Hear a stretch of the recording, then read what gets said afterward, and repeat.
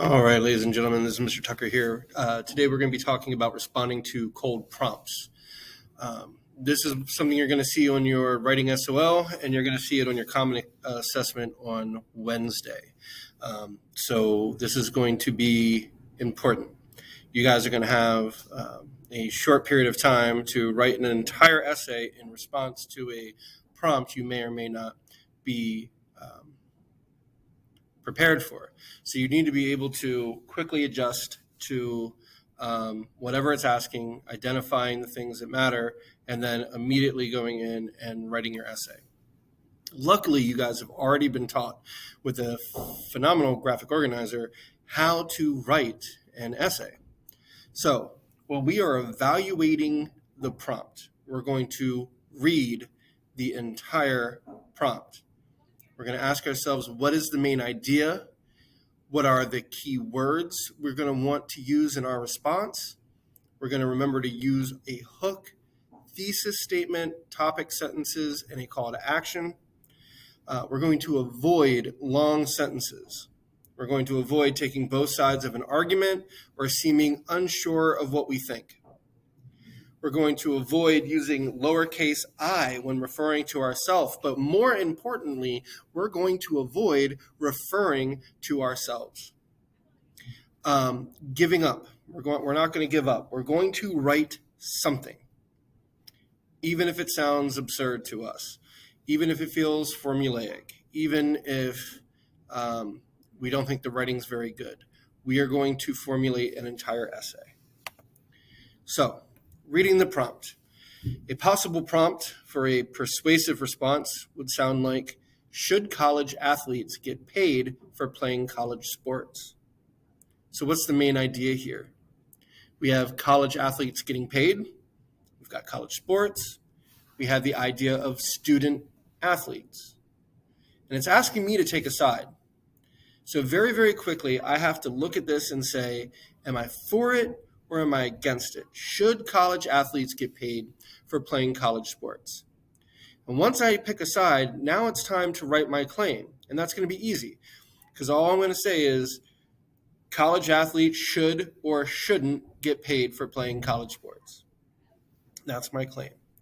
And once I have that claim, I got to come up with 3 reasons that I can write a paragraph about. 3 reasons why I believe what I believe in my claim. And once I have those 3 reasons, I'm going to need to write my entire thesis statement. And then I'm going to be ready to go. So, you're for it. Awesome. You're for college athletes getting paid. Great. So, your claim is that college athletes deserve to get paid. Awesome. Now what do? Well, why should they get paid?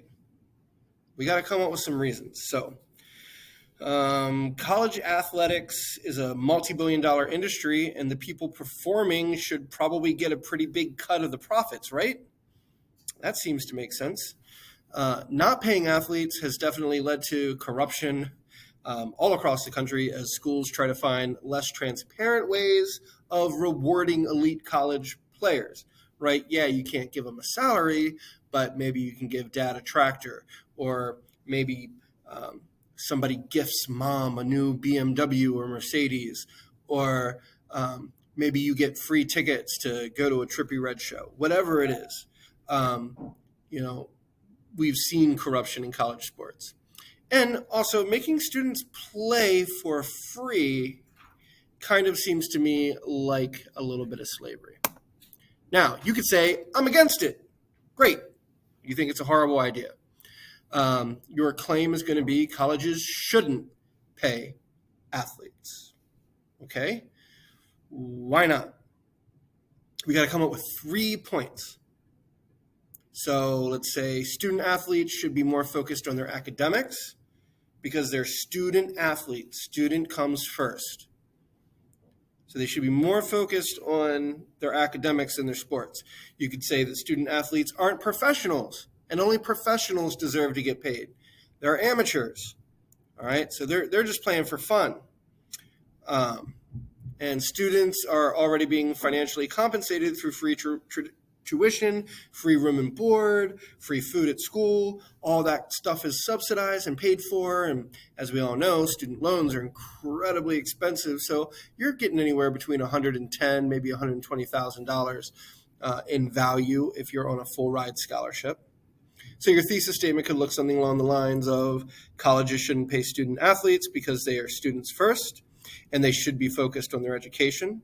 Student athletes are amateurs, not professionals, and students are already being paid in free tuition, free tutoring, free food, free housing, and so on.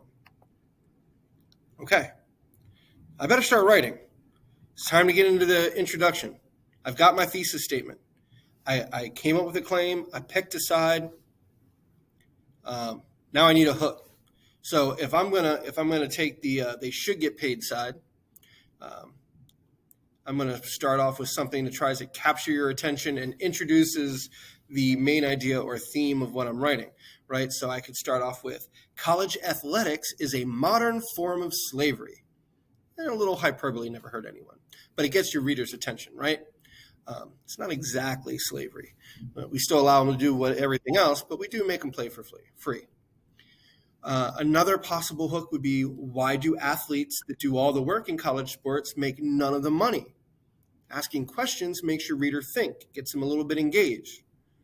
Or maybe you could start your essay off with, show me the money, quoting Jerry Maguire. Now you've got Generation X's attention, all right? Really good movie. But now what? The important thing is getting my attention, getting your reader's attention, and introducing us to the idea. All right. We're on a clock, though. We do not have a lot of time. Running out of time is going to make us feel panicked. So we can't just sit there and not do anything. I'm going to have to pick one of my hooks that I thought about. So I'm going to roll with, why do athletes who do all the work in college sports make none of the money? Now I need to kind of explain, what am I talking about? Well, college athletics represents billions of dollars for the NCAA every year.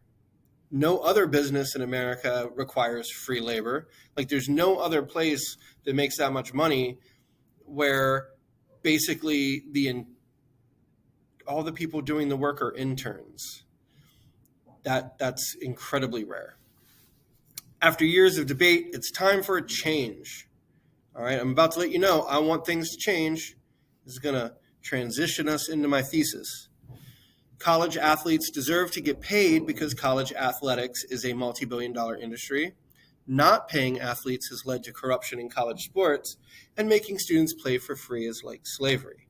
So I'm going to throw some hyperbole in there, but I'm going to let that be my last point and not my actual claim, because that's going to be a little bit harder to defend. But I can use the slavery bit to defend that college athletes deserve to get paid. So that's a good introduction right there. So now we got to get into our body paragraphs, but we're lucky. The first sentence in each of our body paragraphs has already been established. I start off by saying that college athletes aren't getting paid and that it's like $1 billion a year in industry. So I'm just going to kind of reword that. So I'm going to start off my first paragraph by saying the NCAA is making billions of dollars a year while college athletes get nothing. Yes, colleges spend a lot of money on stadiums, travel, and recruiting, but they make that money back in merchandise and ticket sales. So with this sentence, what I'm doing is I am acknowledging that there are other opinions out there. But then I'm going to point out colleges do spend a lot of money on sports, but they're selling merchandise. They're selling tickets. They're selling food and drink. They're doing all kinds of stuff to make money back. It's not like they're having a hard time getting money. So I'm going to acknowledge some counterclaims, and then I'm going to sort of refute them. And if the student athletes went on strike, the NCAA would immediately go into bankruptcy. And that's leverage. All right? So I'm kind of making my point by showing what would happen if they got upset. Like, how much money would the NCAA stand to lose? Billions. Well, maybe they should share some. My last sentence, This is called a transition sentence. I'm going to sort of wrap up what I'm saying and introduce the idea that's coming next. So I'm going to say, besides, the NCAA has already proven just how valuable college athletes really are to their bottom line. Well, how so? What do I mean? Not paying athletes up front has led to a lot of corruption in college athletics. Okay, so that's what I mean. So I sort of hinted where I was going, then I got explicit and I went there. So schools have been caught paying off families, paying players under the table, or providing students with expensive gifts to keep them happy, right? We want them to play for Alabama. We don't want them to play for Georgia State, right? So Alabama can afford to slip some money under the table, right? Of course, the bigger the school, the more the NCAA is really looking into what you're doing. So you gotta be careful. The wealthiest programs get the best players because they can pay in one way or another players and families under the table. And while that's not always happening, it does happen. I'm not making an irrefutable point here. I'm just making an argument. But I can't leave this paragraph without sort of transitioning to the next one either, right? So I'm going to say that the corruption is just as unfair as making the players play for free in the first place, right? So now I'm hinting where I'm going. I think you guys can all follow what's coming next. There's a word for making people do work for free. It's called slavery. How many college coaches are the highest paid public employees in the state in which they live? You can Google it, but I'll tell you, it's a lot. Meanwhile, the players who invest their sweat and blood on the field get nothing. Now, you see the purple again. The purple is going to be sort of a counterclaim. Free tuition and free food isn't a paycheck. All right, so I'm going back and acknowledging one of those things I was saying in my I'm against slide, that they're given free tuition and free food. But I'm saying free tuition and free food isn't a paycheck. Coaches would rebel if you simply offered them free room and board for their services. So if you told coaches, look, we're going to give you a little room. You got to live with all the other coaches.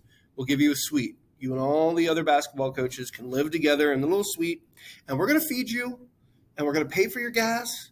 You don't have to pay for anything, but we're not going to actually pay you for the coaching that you do. We're just going to provide a free place for you to live. All right, and that's it. Now, since I'm arguing that we need to make a change, I'm going to say, all right, enough is enough. I'm almost out of time. I better wrap it up. So, your conclusion is the fastest thing to write. It's the easiest thing to write. The only difficult sentence in here is going to be the sentence in red, because that is our call to action.